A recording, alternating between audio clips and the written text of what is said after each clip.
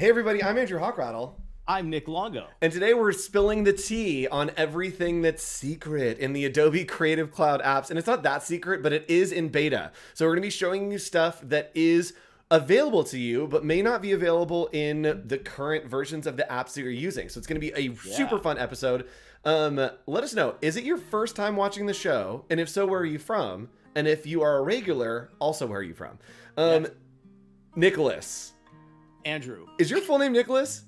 Yes, it is. Okay, cool. It just sounded like you're in trouble. All right, so today we're talking about beta apps. Can you name off maybe a couple things that we're going to cover today that may be high-level beta app things, just to give everyone a preview of the episode? The top two, let's just talk about the workhorses of Adobe, Illustrator and Photoshop, right? Yes. I'm going to show you a little bit about some of the stuff that I've even seen lurking around, and until just now and getting into it and making a list of some of the stuff we're going to show you. I'm excited. There's some great time-saving tools, and again, they've done it with some incredible new features. What else? Yes. So we also are going to be taking a look at InDesign. InDesign's Nick and I, it's our favorite program. I don't know if it's yours, but it's mine. No. We love InDesign here on this show, and so we're going to be showing you some InDesign beta, and then I'm also going to be showing you some After Effects beta, including 3D animation in After Effects. So stick around for the episode. We're here every single Wednesday at 1 p.m. helping you level up your creative careers. So Nick, let's go ahead and hop in. What is the theme for our episode today? Everything beta. Everything new, everything you should be exploring and checking out. What are we going to start with? So let's hop in to a trend watch of everything beta. Love how we were able to sync that in with some of the terms. Trendworthy, there we go. All right, so this is the beta app. If you have not used the Creative Cloud desktop app, here's how you get on the hottest trend. The internet's hottest trend is beta apps. Yes. So if you want to get in, all the usuals are there. All the usuals are there. These programs have everything. Generative fill, generative expand. Okay, so if you want to get into these programs, you can open up the Creative Cloud desktop app, and right here on the left, you can actually go all the way over to where it says beta apps right above Nick. Nick, if you want to point up, right here, beta apps. And this is going to give you access to everything that is beta for you. You can see here, I have Photoshop, Illustrator. I actually have two builds of Illustrator, Effects, Encoder, InDesign, and then also Premiere Pro, Premiere Rush, Bridge, Character Animator, Audition, XD. There are a ton of programs here in beta that are all things that you can check out and work with. And a lot of people are talking about InDesign in the chat. And also, during this show, hi chat. If you're just joining us for the first time, we like to have you up here. So say hi, chat. And we're going to be showing you InDesign. Yes, we are going to be talking about Cloud Docs. We're going to talk about integrations with Photoshop. There's a lot in the InDesign beta, and it's going to be really fun. So stick around. But let's hop in. Everybody, go download your beta apps and join us, because we are going to be starting in Photoshop. We're going to do a quick Photoshop because you all know about generative fill. You all know about generative expand. They are the hottest thing right now. But I want to show you a workflow that is actually really, really helpful when it comes to generative fill. So this is something that is in beta right now, so it's not available for commercial use, but it is built to be ethical, to be used for commercial use, because it's built completely on Adobe stock. So let's go ahead and hop in, and I want to show you this workflow real quick of how we can use Adobe Express with the Adobe Photoshop beta, right? So we're gonna go two betas against each other. Express is out of beta, but it was last week when we were playing this episode. Cancel each other? Yes, exactly, yes. It's no longer beta. The limit does not exist. All right, so what we're gonna do is we're just gonna take right here our image, and we are going to hit Control or Command J, and that's gonna make a new duplicate of that. From here, what we want to do is we are going to make a copy of this astronaut, right? And what I want this astronaut to be like floating in space. And this would be really hard to do, because if I wanted, I could select the subject, and then we could go in and we'd have to remove the background. And then once we remove the background, it's not selecting well. But with generative fill, we can actually do this workflow super easily. So the first thing that I am going to do is I'm going to use this tool here, which is using AI technology, Adobe Sensei floating in the clouds above us. And I'm just going to click in remove background. And what that's going to do is instead of selecting the subject, it is just going to completely remove the background from this astronaut. And it did a really good job, but it missed a couple little pieces. So we're going to try another thing that is using AI technology, and that is the object selection tool. So over here, right underneath our magic wand is the object selection tool. And it's going to identify everything in this image, including our astronaut. You see, as I hover over, it's going to identify. This is really cool. I love this. I was using this yesterday. Yes. Did you notice where you have subject select on the top there at the top bar? Yes. Even above it once. The little arrow, that gives you cloud and it's more detailed. Oh, more detailed results. Let's do that. This might hurt the stream, but we'll do it. Yeah. So I'm gonna come here and we're just going to select our astronaut right here, and it is going to make a very specific selection. There you go. Looks good to me. In all the crevices. Yes. And then what I'm going to do is I'm going to hit Controller Command J, and that is going to make a copy of that astronaut. So now we have a super clean crop on that astronaut.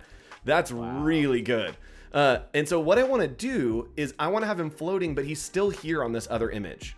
So I can simply grab our selection, holding Control and clicking on the thumbnail, and then go back down to this layer below it. And we are going to expand the selection by about 10 pixels. And then we're going to use generative fill. So we're going to hit generative fill. And then instead of adding anything in here, we're just going to hit generate. And it's going to take the context from around the image and generate something new for us on this layer. That will be where the astronaut is missing. Check that out. We also got 3 different options. So I do like this one a little better. And when I zoom out here, it's pretty impossible to see. Actually, I like this one the best. It's really hard to see where those stitches are, right? Generative Fill did a great job. And now we have our astronaut floating above that layer, removed and filled in the background really easily, right? So Nick, let's animate it. Let's make him float. Ooh, let's see this. So we're going to save it. We're going to save right here. I'm just going to toss it into my downloads, and we're going to save it as space. So we're saving this file, and then I'm going to come over into Adobe Express. So we're going to go to express.adobe.com, and check this out. We don't even have to do anything in Adobe Express. We can start from your content, and from here, all we need to do is click on space, right, which is our PSD. We're gonna hit open, and it will convert this image. So it's evaluating the file, and then it's going to be converting this image for us.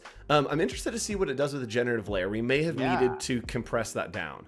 This is so advanced that both of these are talking and giving you the advantage of just being able to share it right from one app to the other. Yep. So then we go open an editor and check it out. It is going to have all of these here, and check this out. Oh, this is really cool. So if I hide this layer, let's just go ahead and move it.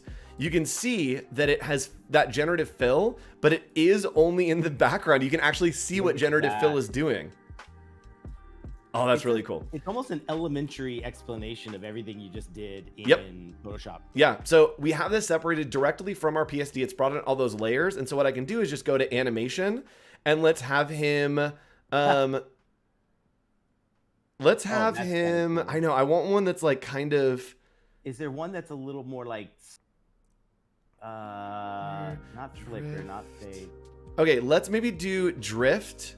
Yeah, drift would be good. Oh, let's have him drop, but we'll change this slow. We'll slow it down a lot. Yeah. There we go. Oh, that's what we want. And we're going to do smooth, and then looping. We want him to do a little bit of a, what is it called? Bob right here. There we go. Oh, so we're going to change the speed of that, and then we'll have him do the same thing where he drops, and he's going to go out like that. So now when I play this, it's pretty good. It's pretty good. So you shouldn't even dissolve him at the end, because then it just kind of like he just falls off, like he's just moving. I think the animations automatically dissolve in and out, and I wish that you could like augment that, but I don't think that you can. Yeah.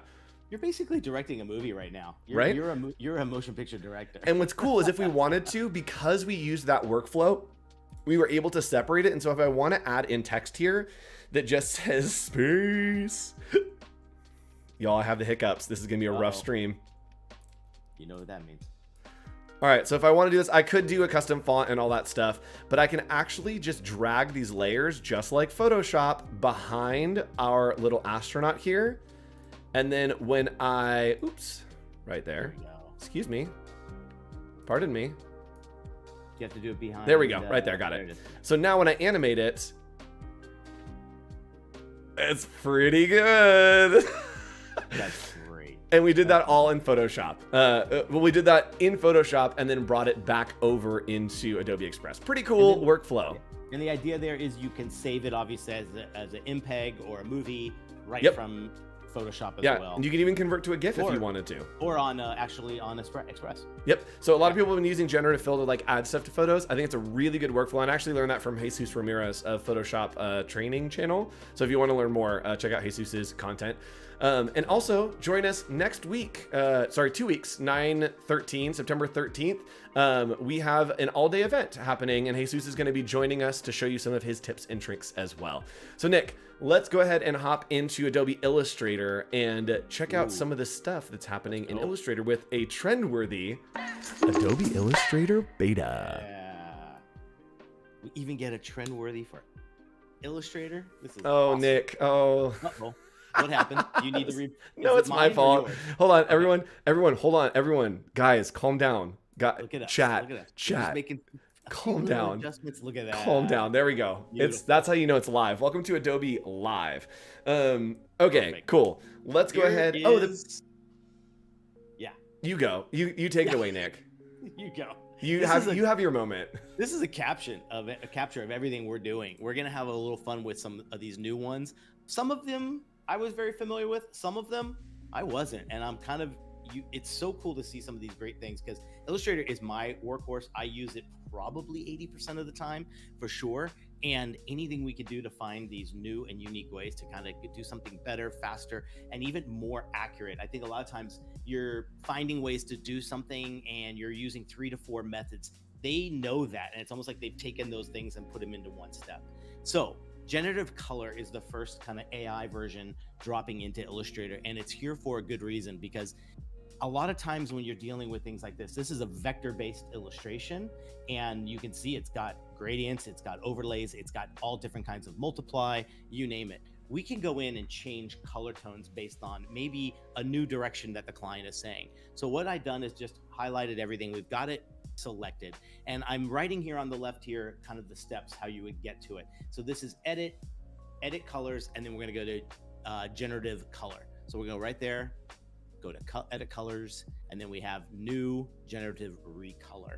Now you get this cool little section here, and what I could do is I have some neat ones here that I already did. Oh, I shouldn't have clicked off that. That's okay. So this is something that I've actually talked to the Illustrator team about. I would love for that panel to stay up because every time you deselect your artwork, it basically will take that panel away, and then you have to go back through. Okay, so we're back. Go back, edit colors, and right there. Wait, where did it go?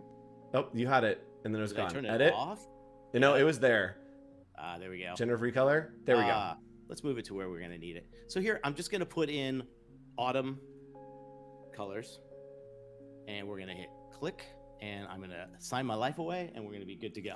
All it's doing is it's putting together, just like if you have been messing around with Firefly and Express or whatever, it's going to give you a few options, and you can see automatically I've got, whole new personality. Pretty cool. Right? So cool. You get all these different ones to mess around with and play with and see. And I think, to me, one, it's the fastest way to do it. Otherwise, I'd be doing it step by step and maybe not the cohesiveness that I think it's doing. It knows to pull the values and kind of the hues from what's there and what's the darks and what's the lights. And you don't get any like weird surprises, which is kind of great to see how this works. But let's mess around with it a little bit more, and let's try like maybe trippy future neon and see what happens. So I've been looking into some of the best results that people have got from here, and sometimes they're really getting them from these ones that are just wild and wacky. So here we go. We get some really nice ones. This has kind of got some great neon factors to it, and you actually get 6 great, look at that. I mean, the richness and the vibe of these colors comes out like perfect. It's really good. And the cool thing is you can generate as many you want, and it does 4 each time, and that way you can kind of cycle through, and it saves all of the different generations you have. And so if you like are in the summer beach on one and then you decide to go to like winter forest, you can go back and forth and see really easily what the options are. So the other thing I was thinking too is, what if you just want a monotone, monocolor thing? I'm gonna try only reds and see what happens. So I have some advice for this too. yeah, there we go. Okay, so we have it there. So you, where it says colors right there, Yeah. If you click on the plus right underneath the colors, you're able to add specific colors that you want incorporated. Nice. And so, if let's you say want, you have a signature brand color, right? Yes. This green, like that would be kind of cool too. Yep. And then generate, I'm assuming. I'm interested to see what happens with only reds and then the color being green. Let's see if it brings it. It does, yeah. So it brought in and incorporated that green. What a great version. I love that idea. So you've got tons of different things there to mess with. You can even get into some advanced stuff as well. This is when you're in Recolor artwork alone. The neat thing too is, let's say you have a group of colors like this where you have your brights, and that is the whole color palette of a brand. This is the quickest way to apply up to, I believe, 6 colors that might be in a grouped color palette. Yep. And you instantly get it. So this window has expanded to some really cool and unique things. And I just love that this is happening a lot more. You might not even do this stuff, but maybe you're working on a project where an illustrator was hired and they gave you beautiful vector art like this. Wonderful way to get it updated and changed very, very quickly. Yep. And what's really cool with this is that you can actually use it with gradients. If you haven't, how much time do we have? Yeah. Okay. I'm going to hop back over real quick because I want to show this. This is a workflow that I've been experimenting with. Is you can use generative recolor with gradients. And so I'm going to go into this little city right here, and we're just going to select like a few, colors here. So I'm just going to group it, and then I'm going to open up my swatches panel and go to gradients, open up swatches library, gradients. And I'm going to do a further look at this eventually. Let's do fruits and vegetables. Sure. And what you can do is we're just going to select each of these colors using the magic wand tool, get all of the pinks, and we're going to put that gradient. Then we can get all of the blues, and I'm going to set that at a 45. Always. Get all of these blues, give it that one, put it at 45. And then maybe we get these yellows, and I give it that one, put it at a 45. Right. So this looks okay. Let's do the oranges there and 45. Okay, cool. So now what I can do is with all these gradients, you can actually select this and then again, just go in and do edit, edit colors, recolor artwork, generative recolor. And my go-to is doing burned popcorn. Yeah. And maybe banana on here. And watch what happens. It is going to augment all of these gradients to keep your shading with the gradients, but update the colors. Wow. Right? So as I click through these, you can see, and if we wanted to do maybe like neon sign at night, right? And this might give us a lot more contrast, but it's going to keep those gradients the same, but it's augmenting each of those individual colors to give you a new generative recolor look. There we go, at the city. Oh, yeah. Right? You got that super heavy dark shadow, almost like illuminating the other side. Yep. So this is just another way to like take your design to the next level using generative recolor, and you can throw random gradients on there and then random colors and then use generative recolor to like find a good flow for you. So, all right, back to you, Nick. Let's talk about Retype. Retype, where have you been? Where have you been? This is like the savior. How many times have you like even brought in a font and you've outlined it and you're 2 weeks into a project and you're like, what was the name of that font? I didn't keep a live version of it. Or if you found something like this and you have some really good inspiration art, something like this one here where I've got this London, England, and it's in a kind of a cool chalky typeface here. All you got to do is go to type and you go to Retype beta. And what it's going to do is it's going to analyze those and give you the quickest match it can possibly do. Look how fast that was. I mean, I don't think you even had a progress bar there. I was going to say it like popped up and it's like, here you go. So you got all these really great little sections here where it's like, hey, I'm looking at all the nuances of this font and I'm trying to find what it might be. And if it is one, you can actually check it out and see where it is. Most of these are all in Adobe font and ready to go. So it's a really quick match to what you might want. You can exit here. Basically, something like this is even more incredible. Where I'm interested to see what it pulls from there. Multiple, right? Like you got multiple documents here. So let's click on that. We'll go right back and we'll do type, Retype beta. And something that's in the beta that you're actually, well, wait, go ahead. Sorry, keep going. And look what it's doing already. One, it's breaking it up by word, but it's also breaking it up by text, right? And by font. So obviously we're getting some really great black leather examples here to kind of see what kind of would match the new, but now it knows these other ones. So let's go to this collegiate one and look what it's doing. It's finding all of these ones that have a quick, simple match to them as well. And it's really close to that college, but it's a stroke, which I think is interesting that it's identifying the font with the stroke and not the fill. Exactly. The New York typeface, of course, as well. And then let's even try, I'm curious on this one to see what I it get will some do. Tuscan. I Yeah, knew it I was mean, gonna that's pick pretty Applewood. close. Applewood's my favorite. Like this one, this Daisy Regular is basically it, and then you can actually apply some of those outlines and that drop shadow to it as a way to work on it. So I love this idea that you've got all this, and even you might even find ones that were kind of similar but weren't on your radar too. Yes, it's really great for finding a similar vibe. If your client is like, oh, I really like this, you're like, okay, that doesn't work, but let's find something in the same like zone. And so it's saying no more spending hours finding out which of the 150 versions is the live text one. Yes, exactly. I always put a pink bar over it. That's always what I do is I put a pink bar over it. There you go. So there is something. Can you select something real quick, Nick? And I want to talk about something real quick. So there is something here that's in the beta that you're not seeing in the release of Illustrator, and that is something that is also in the Photoshop beta. And Nick, what is the thing that is new here in Illustrator? Can you spot it?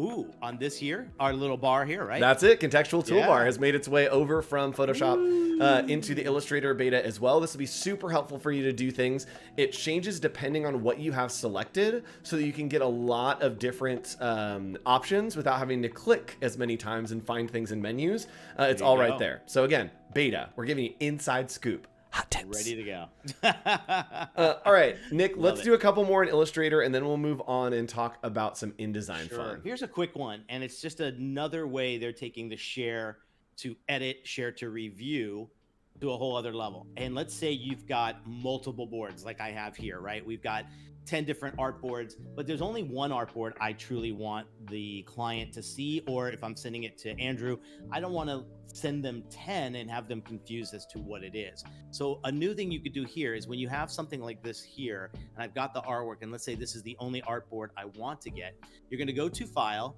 and you have Share for Review, and it even gives you a little new right there as well, which is kind of new. Pops up this. And what it's going to do is I can generate obviously a link, but check this out. You now have this section here in artboards where I can go to range and I can just say, you know what? I only want to send 3 to 3. So it's only going to give that exact artboard. I don't have to do a save as and then edit and like delete artboards and have a whole other secondary AI file. We do that, right? Like those are the tricks that you get there. Now I can either go right here. Anyone who has this link can comment and I can invite people. The coolest thing too, a lot of times is just copying that link because I probably have an email ready or a Slack open that I can just send it to them. And now that's all they get. And they can add their comments there. They can circle things. They can pin things. They can do all kinds of interactions there, which is really helpful for workflows with clients of getting feedback. All right, let's do, someone is saying so much to learn. Yes, Paulo. I know. There is a lot to learn. This is actually a pretty heavy episode for office hours. We usually focus on like 1 or 2 things, but we wanted to cover as much as we could during these segments. So thank you for joining us. One, I haven't seen you in chat before, so hello if you're new. Yeah, welcome everybody. Usually we are a little slower, a little more relaxed, but we want to give you all the information today. Usually we're much faster and like wilder. It's true. This is us as pure teachers. Yes, we're trying to give you as much inside scoop as we can because who knows when the inside scoop melts? I don't know. I was going somewhere with a metaphor and that's the only place I could land. And someone's saying no more duplicate files. Yes, and it also saves. If you save it as a cloud doc, it also will save as with a version history, which is going to transition us to our next program. Nick, we'll come back to you in Illustrator. Let's do it. Our next program that we're going to transition to is... Oh, we need to do another Trendworthy. Here we go. Yes. InDesign Beta. That's right, y'all. We are here in the InDesign Beta. We love InDesign here at Office Hours. And it's finally here. It's finally in the beta. Cloud documents. Oh my goodness. Cloud documents. And someone's saying the feedback. Does the user need to have an Adobe account? No. They need to have an Adobe ID. So they don't need to have a Creative Cloud subscription, but they need to have an Adobe ID. And so they'll log in with their Adobe ID, which can just be their email, free to set up an account, and then they'll be able to comment back and forth. So they just need to have the ID. web window based. All web-based. Yeah, so they don't need to be in Photoshop, Illustrator. It's all web-based, and they don't have to be paying for anything. They just need an Adobe account. All right, so hopping back in, InDesign beta is here. It's available to you. You can get it in the Creative Cloud app, and that's right, Cloud Documents. We love Cloud Documents because I don't have to save anything on my computer anymore. I can literally just have everything here in InDesign. So I'm going to open up just a new document that is a letter, right? And check this out. Here's what we're going to do. This is my favorite thing. Because we have Cloud Documents in InDesign now, if I wanted to, I could go up here to File, Place, and watch what happens. It's saying, Andrew, what file would you like to place? And I say, I don't need to place a file. I need to place a cloud document. So you can click on Open Cloud Documents, and now everything that I have from my cloud documents is here. So let's say that I have, let's find an event that isn't super crazy. Oh, here's the Tom's thing. So we did this on Brand Slam, and it's a cloud document that I saved in Photoshop. I can place this into, oh, it's a big file though. All right, so layers, sure. Let's actually just place the image. Let's do that. So I'm gonna hit OK. It's just gonna place the image for me. And I'm going to scale this down quite a bit. Right there, looks good. We are gonna increase the display performance right here to high quality display. And check it out, it is linked directly from a Photoshop Cloud document. Nothing has been saved on my computer. Now, Nick, here's the best part. Let's go back here, and Photoshop, we've saved it as a cloud document. So why not go into that cloud document and see if we can make an update? So here, I'm gonna make an update, and we're just gonna turn off this title at the top here. I think it's kind of a lot, so we're just gonna take off those. Let's go ahead and take off that, and then let's go ahead and save this. So we're gonna save this cloud document. I'm gonna close the cloud document, and when I come back into InDesign, you can see there it already has that little warning sign. And now when I go into my links right here, it's showing, hey, it's been updated. I double click on that, boom, it's updated. Wow. Nick, not a single megabyte was used on my computer to save any of those files. That's fantastic. It is all linked with Cloud Documents. So this is fantastic. If you are working, you can do rough layouts in InDesign and then link all your Cloud Documents. And then you can go back and change the Cloud Documents. You can update them. If you have templates for your clients, all you need to do is save the Cloud document and it will automatically update and flow everywhere that you have it. So this is one of my favorite things. And also now you can save an InDesign file as a Cloud document so you can work on the go. You don't have to have it saved to any specific machine. As long as you're logged in, you can open that Cloud document. And we add in share for review on there as well. So it literally, having Cloud Documents makes everything easier and everything work together more. And if you want to, oh yeah, here we go. If you want to learn more about working with Cloud Documents and working on big projects with this easy scale, I don't remember. I'm teaching a thing at Max. So if you want to, you can register for my session at Max. I don't remember what it's called, but I'll look it up during Nick's next segment. And then you all can come to, you can come to some of my segments at Max, or I believe that you can watch online as well. I'm not going to commit to that, but I think that you can watch online as well. So Nick, let's hop into some more Illustrator because there's so much in Illustrator. This is Photoshop. All right, we're in Illustrator. Let's intertwine some stuff. We all know Intertwine, and remember how much we went crazy over it months ago when it was first revealed. They made a fun little addition to it that is very helpful because a lot of times, yes, you do have one thing over the other, and sometimes it's a little bit tough to see what is going on when you are in that zone of intertwining it. So right now, all I have here is I have like a big swoosh over my name here, and you can see it. Did I not group it? Let's see. Pull it together, Nick. I know, there we go. Why is it not grouped? I don't know why it is doing that, but I'm assuming I can still work. So go for it. And if there's a problem, then we'll solve it together. Here we go. Object, intertwine. It is right there, and we will go to make. Now, what it's going to do is when you're on over here, I think I know what I figured it out. We got to release it first. So let's go here. Yep, because you probably did it to practice. Oh, yeah, exactly. Oh, there we go. We are good to go. So I could take that, minus that, we'll group it. Yep. So now we have the two things. Yep. Okay. Select them both. We'll go to object. Oh, I think I know the problem. Okay. Yep. We'll see if it works. Oh no, you need to click on make. Make, that's right. Thank you very much. Intertwine and make. Yep. There it is. Okay. Yes. Now, when you were going here and you were gonna like kind of, I'm gonna zoom in a little bit. When you were going over here and trying to figure out what you wanted over and under the particular arrangement, when you hover over it, notice you get this really cool overlay now of what's behind it. So I can actually go in there and I know this is all I have to do to make sure that that's going to work. Notice here, everywhere you go, you're going to get that cool little indication of where the bottom layer is. And I think it's just more helpful in knowing that there's, in case there's something here that you might miss and it's a unique font or something kind of cool, we could do that. We'll get this here. Perfect. Oh, let's see. What did I just do? There we go. And we'll do that. Go back to here, intertwine, make, and I am completely lost. Okay, so what I think is happening... Release. Yep. There we go. What I think is happening is you need to have your letters grouped in the background. Yep. Okay. And then select both of those, make, and now click. Okay, now so click to intertwine.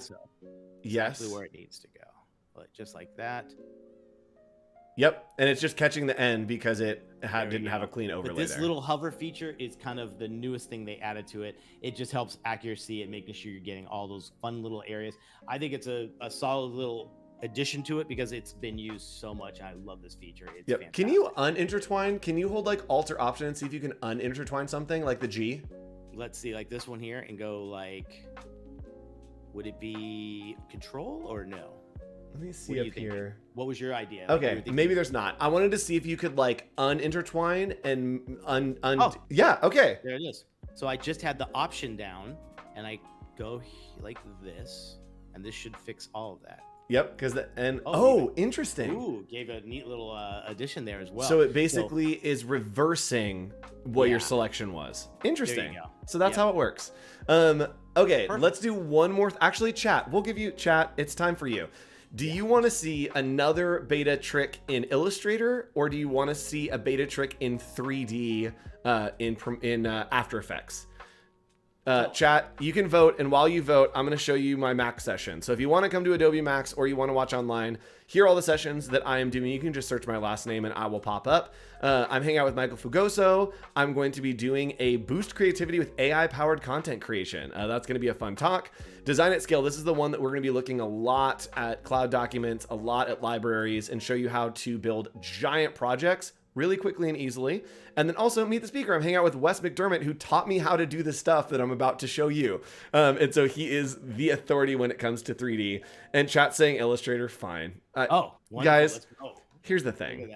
I know that Nick's your favorite. I'm so aware, and I don't need you to rub it in. But Nick, we're going to give you the floor. Show us some more Illustrator, because the mockup feature is way better than what I'm going to show you. So let's hop in Illustrator. Show us how to use this mockup feature that is in beta, because it's really good. Yeah. So Andrew and I are starting Office Hours, a soda company. This is our first flavor, watermelon soda. Let's have some fun.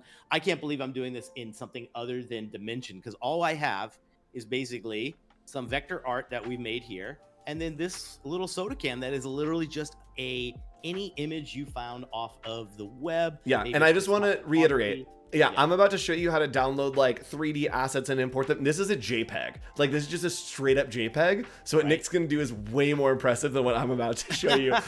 So yes, continue on with the mockup tool. Let's group this. I'm gonna bring it over and I'm gonna place it just right on top of it. You select both that and the can, and I have our little kind of route that we're gonna take. We're gonna go to Object, and there's a whole new thing here called Mockup, and then you go to Make. What this is going to do is kind of analyze the can. It knows it's a sphere. It's all it's done really is crop it. But what's kind of cool is I can direct select just that image. And now in opacity, I'm going to go to multiply. And you're going to see I'm going to get a totally different, better version. And this is totally movable. And notice it's turning as I kind of move it, which is really sick. This is just the funnest little way to mess around and get a quick thing. I can even go, this is very reminiscent of Dimension. You can just literally go bigger in scale, but notice it keeps the mask to the box that's there. Another fun little feature is I was trying to find one that I felt was going to be a little bit complicated.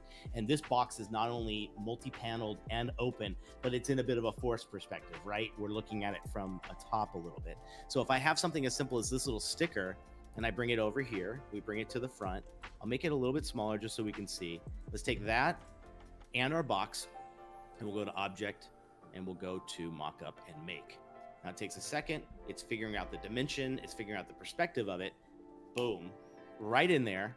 And Nick, what happens if it's like wrapping around that corner there? Ooh, that's a good question. Let me give it an opacity first. Watch this. Darker, right?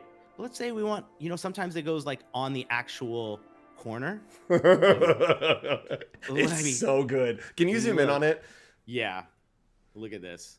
Let me move we have a new mockup window, by the way, where yes. it actually goes into the Adobe stock. Yes. And shows your preview on all these other things. This is great. Now look at this. You're moving it over here. Look at how good the perspective is when it comes to something so forced. You got so many different angles, and it works really nicely as well. I'm assuming I can just do. Yep, you can just duplicate it. Look at that. Yep, and you can even drag it up to that. Oh, let's try to put it on the top of the box. See if it like snaps there. Oh my gosh, it's so good. Well, here, that's a great question. Now, can I turn this or no? You can. I think you can just use the rotate tool. Oh my gosh. Yeah. So it's regular. It's a lot of complexity in there, but it's actually, at least it got the angle right. And let's say it's just a fun little like follow us on Instagram or something you want to put on the inside of the box. Yep. That works. And this is cool too. You can even put it on clothing and anything that you found. So if your client has a specific apparel or something that they want to use it on, I can literally take this art, drop it over here. Let's size it a little bit better. Like that. Select both. We'll go back, object, mockup, make. It takes a second. And all it's going to do is a quick little tweak. You're going to see it's a little bit more I was just saying, it's not going to change it like at all, but the thing that it does, and if you want to multiply that, the thing that it does that really sells it to your client is, can you, once you multiply, zoom in to the wrinkle on the right? Yeah. You can see that it's following that wrinkle, and that is the difference between it being just like we threw it on a shirt and being like, oh shoot, this is an actual like mock-up of what it would look like. Pretty cool. I love this idea. Even just having something like this, the time saver alone. Look, I'll go in Dimension when it's time to do the real ones and something that I know is 100% like approved and going to be used in like a lot of stuff. But to get a quick render like this and shoot it off to a client in Share to Review or something like that in Illustrator and not leaving it at all, you're saving so much time. That's so good. Yeah, and someone's saying displacement maps. I actually think that that's how it's working. I don't know, and we actually have an episode. Actually, Nick, let's talk about this real quick. And someone's saying using Illustrator and Photoshop. Actually, chat. Okay, here's my question. What is your opinion on having this in Illustrator versus Photoshop? That's definitely a conversation that has been happening, and a conversation that I've been a part of with the Illustrator team as well. We love your opinions of why is this in Illustrator? Do you love it in Illustrator? Would you rather see it in Photoshop? Nick, what's your take on this? I think one, it's been in Photoshop in many different ways with, let's say, perspective, and now what's the perspective grid? Is it when you put the grid on a panel, it knows exactly how to do it. It's not as easy as this, but there have been those methods in there. I'm assuming it makes its way to everything. Yep. Yeah. And I think that I like it in Illustrator because I'm designing the graphics that I want to put on the mockup in Illustrator. Yeah. And so why would I want to take them over to Photoshop if I can just do it here in Illustrator? Exactly. And I think that like, it's like, oh man, it's not going to stay vector. And it's like, it doesn't matter because I'm not shipping this as a vector. I'm shipping this as a JPEG or a screenshot or a share for review to my client. And so I think that I love it in Illustrator, and I think it's really good. I think it's really powerful, and I think it can only get better. Can I show one last thing that's in Illustrator? Absolutely not. Because this is... Yes, fine. I have prayed to the gods that this would exist, because if you do a lot of packaging, or if you need to know sizing and dimensions, and you hate making all those little crossbars with the end caps and the arrows and then measuring it, and is it an accurate measurement? Here's a die line. Nick, I need you to know that what you're about to show, I don't even know about. Like, I have not seen this tool before, so I'm so excited that we're showing beta stuff. Yeah, and it looks just like this in your little toolbox over there. When you get the beta, it shows up in there as a default. Now, I'm gonna do it real quick on this, particularly a triangle. Triangles, having to make these little dimension lines on it are really tough. You just grab the dimension tool, and you go here, boom. I'm sorry. Thanks Boom. everyone for joining us. This is the end of design. Boom. What? Is that not the coolest thing ever? I mean, this is great. And also, you can double click and you can set your own preferences. Color, line weight, font, arrow size. Does the arrow get bigger? Do you need to emphasize that in some way or whatever? So it's totally customizable, which is fantastic here. But for me, it's so great when I get a template like this and the client is saying like, you know, what is that odd size here? Because like, notice like this bar and this bar are a little bit different, right? So if I click on this one here, go to the dimension one, and we just pull out like that, you get this 4 inches, right? I go to this one, it's doing the same one. It's doing this. I get exactly what it's doing. I thought it was a different size, but I can get to everything here and see exactly what it is. Is this not so the bleed everything? Yep. Can you hit your guy? Can you turn those off, or are they actual shapes? Oh, good question. That's my question, is like, can I disable those, or are they actual shapes that are there now? Yeah, there they are. They're just there as complete elements all alone. Oh, dimension object expanded. Okay, that's so interesting. I'd be interested to see more about dimension. Here's what I would do. Oh, you can change units, colors, line weight. I would actually make a new layer. Yeah. Do them all on that, and then that way it's lockable and you can hide it and do whatever you want. Yep. And Joshua Merrill's like, now I'll know the dimensions of all my Illustrator artwork, even if it's not required. Yes, absolutely. Exactly. And someone's saying, Will Blanco, our friend Will. We love Will on this show. Hey, Will. Will's asking, can you do millimeters? Yes. I think you can change it to whatever you want. So everything is in your options there. You can set the scale. You can set all that stuff. Whatever you need. That extension bar, the weight of the line. Where has this been? Thank you so much, Adobe. I'm done. Yes. Okay. So let's go ahead and hop in. Nick's out. Oh no. I just accidentally end the show. Bye, everybody. Okay, so I'm going to show you some 3D stuff. And this is something that is available to all of you. 3D usually is a separate subscription. A lot of 3D stuff is a separate subscription. This is something that's available to everyone that you can play around with and try to an extent. So again, this is beta. Today is the beta episode. Buckle up, guys. Buckle up for our, where we go. Premiere Pro doing 3D objects. Oh, it's the wrong, hold on. After Effects doing 3D objects. I just said the wrong program. It's not Premiere Pro, it's After Effects. Okay, so we're gonna go here, and this is a great link that's a good resource if you want to get some 3D objects. And this is substance3d.adobe.com/assets. And this is where we can download assets. And Nick, I need a thing from you. In chat, you can suggest a thing as well. Anything, just an object. A table?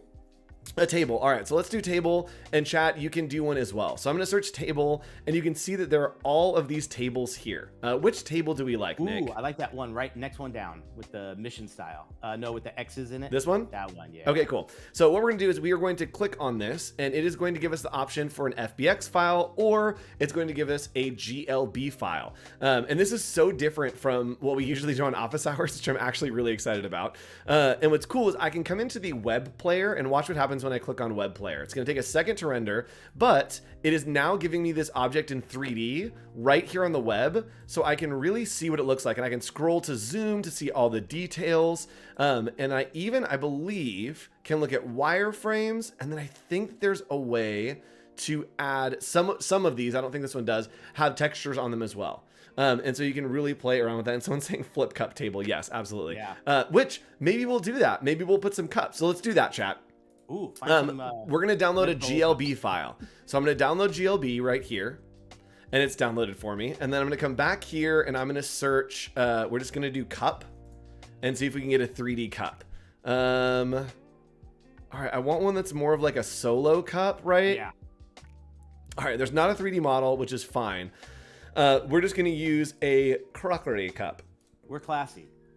Yes, and I downloaded the FBX file, which is not what I want. I want the GLB file. So I'm going to download the GLB, and then I'm going to come over into After Effects. So I'm going to open up the After Effects beta, and we are going to bring this in here. So this is already in the beta, and if you want more information, we actually did a boot camp all about After Effects, all about 3D, which is really cool. So we are going to do... Do not migrate settings. Let me open up After Effects. I had it closed because it will bog down. Also, if the stream gets choppy, guess why? Because we're animating 3D objects directly in After Effects as we try to live stream. So this is a really, really simple workflow, and it's fun if you want to play around with it. The disclaimer that I have, you cannot add textures to these objects unless you are using Substance 3D Painter as well. So these are all going to be white. They are all going to not have anything on them because we need to, again, Painter applies all the skin and everything that the surface could be applied or mixed up with, right? Yes, exactly. And so what we, man, if we have time, I'll show you another work as well. Okay, so we're going to do new composition here, and we are just going to all of those things. So we have our composition, looks good. And then what we're going to do is we are going to open up our downloads. And we have in our downloads those GLB files. All right.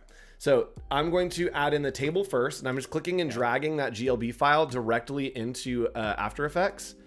And we're going to hit OK. We want to import all those things and watch what happens.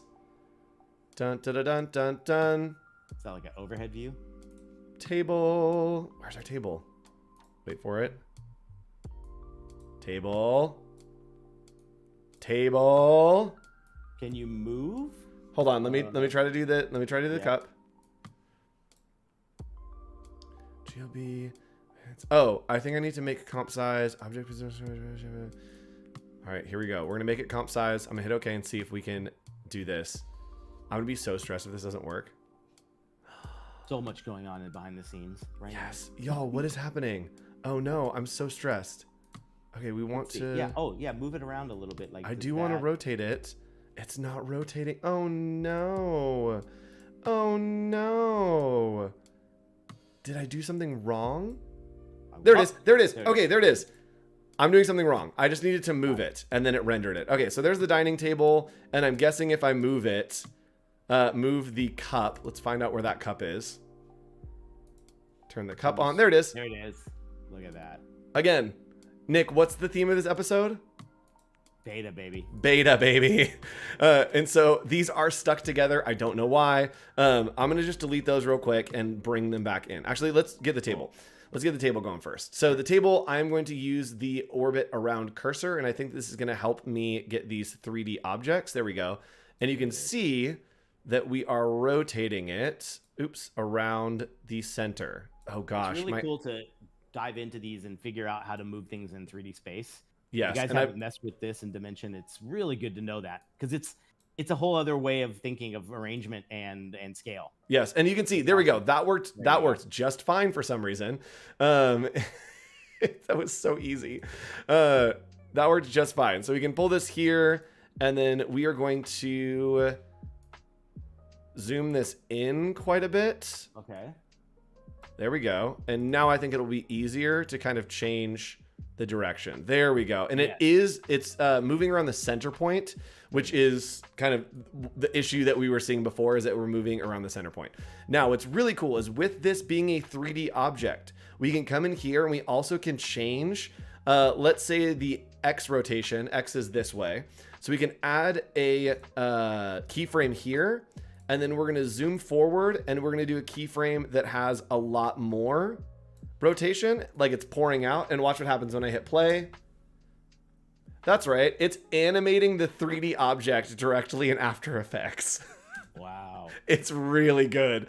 And so this is just a super easy way to take objects in and animate them using After Effects. If you panned it slow and then went fast with the timeline, would it get it in that same, would it record it in that speed or no? Oh, I put in, you have to put in individual keyframes. Gotcha. I was just scrubbing through. So I'm going to do something, chat, that I think is going to work. I didn't practice this, but I've done it before, I think. I am going to, right now, pick a font right here. I think that looks good. We're going to outline this font. Then I'm going to go to Effect, and we're in the Illustrator beta. We're going to go to 3D Materials, and we are going to go to Inflate. Always a good one. I really don't know if this works. I'm like Whoa. 5% confident, or it's just inflating. 3D effects do this. If you're working in beta, 3D effects sometimes throw you to a black screen, and then it comes back and everything's fine. Variable font? Probably. Because look at the H, how it outlined it. That's pretty interesting. Oh, it is, yeah. Okay, so we have this. I am going to add in some dimension here. So let's add some perspective, and then add in some depth. There we go. Feeling very. I am going to inflate both sides. That'll make it easy. And so from here, this is where it gets crazy. I'm going to click on Export 3D Object. Okay, so we have it here. And I do want to try to export it as a GL. Okay. Oh, man. How do I do it? OBJ? It might be OBJ. I'm going to do GTL as well. And we are going to hit export.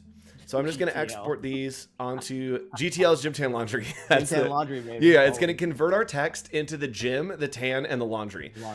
Yeah, just like your RGB values, but it's GTL values. I made so much money selling GTL shirts back in the day. Oh, gosh. All right, so I'm going to come in here, and I just saved those to my desktop. And let's see what happens. I'm not fully confident that this is going to work if I drag in an OBJ file. Let's see. Oh, chat. Guess what happened? It worked. So I'm going to zoom out here. Check it out. It worked. So we went directly from Illustrator, and now we have text from Illustrator that we rendered in 3D in real After 3D. Effects. I think it's great to see that the things that you're doing in Illustrator are not just visual to create a look. It's actually doing the three-dimensional data. Yes, and awesome. I'm actually very curious. I'm going to make this banana text, and we're going to export this one more time. And I'm very curious to see if it will grab, and I don't think so because it didn't grab the color. I don't think that it will apply materials because the OBJ is taking away the materials. And that's why I said that sometimes you need to change out and use Painter to add materials. But let's see what happens if I add that object one more time. And yeah, someone's saying not coming with textures because it's OBJ. I agree. Make comp. Yeah. So it's not going to bring in the textures, but if you have Painter, you can add those textures. But again, really cool workflow here. And then if we wanted to, we could add in, break it down, go into our X orientation, and then change the X orientation here. And then we also could change the Y orientation here. Oops, let's go ahead and turn that on, and then one over here. And then let's play it, and it's going to get really crazy. Nice. Check that out. It is animating live with that 3D object. And then the cup, yeah, and then the cup comes through, and it's just like, hello, I'm a part of this as well. So we have a few minutes left, Nick. Do you have any more things to show? The only other thing I had was this interesting thing in image trace, where now when you are image tracing anything, particularly this is literally just a raster object that was brought in, you could do a few new things. So with this clicked, you're going to go into image trace, and over here, sometimes you got to click off and then go right back on. That's a fun one. You have this new thing called ignore color. So if I do this as 6 colors or 3 colors or whatever it is, here, I'll bring it down to, I'll just let it go at 6. Well, let's say you want the blue out and you want to do it at this point rather than edit it later. You let it go through the whole process. I hit ignore color. You basically hit the eyedropper. I'm going to hit the blue. And now you can see it has ignore color in the swatch. And what it's going to do is it's going to figure out without that color and give you a whole new version of something. I think it's just a quick way to save that step. It pulls it out and it finds either the white or the yellow to fill in the blank. Really cool to kind of experiment there. Whole new interface with image trace as well. Or yeah, so definitely explore that. Yep, and I use image trace a lot for type. I actually, here, I have one right here. Hold please, chat. Ow, my head. Hold up. No, we're good. There you go. Okay, so I have here, and this is what I use image trace. I collect these old type specimen sheets. If I go to like antique stores, sometimes you can find them. And so I collect them, and then I'll scan them in, and I'll use image trace to get really tight, good vectors on that. And so I always have to go back and ignore some of the edges that are like grays or, you know, the white even in the background, because it's not a flat white. It usually is like a tan. And so super easy now with the image trace. And also image trace does give you options to see your result. If you, Nick, go up there to the top and click on tracing to the top. Nope. These guys here? All the way to the top bar by the home. Left, outside of that box. Yes. up top where your like file name is. Yep, right down there where it says tracing result. Yes. Oh yeah. Yep. So click on the little box next to that. Yeah, right here. Nope. Expand. To the left. To the left. Nope, that one. Yeah. Oh, interesting. Oh no, preset. Click on preset. Preset. There we go. Oh, weird. Okay, there is a version that has images there that you can see. Oh, they got rid of it. Oh, okay. It's not there anymore. welcome to the beta episode. All right. This is so new beta. The old one had it. This one they got rid of it. So thanks so much for joining us. That was the beta episode. Everything that you need to know. Again, you can download these by just going to Creative Cloud Desktop app and clicking on beta apps, and then download all of the beta apps. Play around with them. Play around with some of these new features, and maybe you'll see them in the future, and maybe they will evaporate into oblivion. Thanks for joining us, Nick. Next week, what are we doing? A very special episode. It's round 3 of Brand Slam. Brand Slam. So come back next week. We are doing a show where we take 2 random brands and we try to switch their branding and see what happens. You can design with us. So open up Illustrator. Join us next week at 1 p.m. Pacific time, and we'll see you every week here on Adobe Office Hours. Bye, everybody. Bye, guys.